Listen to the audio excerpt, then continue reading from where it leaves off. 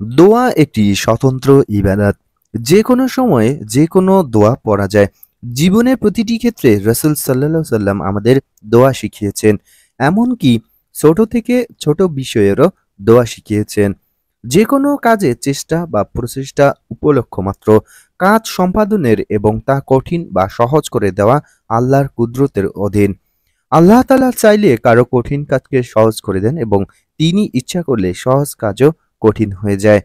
তাই মুসা আলাইহিসসালাম আল্লাহর কাছে এই মর্মে দোয়া করেন, হে আল্লাহ, আমার কাজকে সহজ করে দাও। এ কারণে ছোট বড় যে কোনো কাজ করার পর আল্লাহ তাআলার কাছে তৌফিক চেয়ে দোয়া করতে হবে। অসংখ্য হাদিসে নেক কাজের তৌফিক লাভের জন্য দোয়া করার কথা বর্ণিত হয়েছে।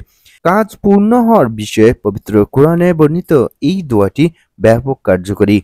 দোয়াটি হলো রব্বানা তাকাব্বাল মিন্না ইন্নাকা আনতাস সামিউল আলিম অথবা আলাইনা ইন্নাকা আনতাত তাওয়াবুর রহিম।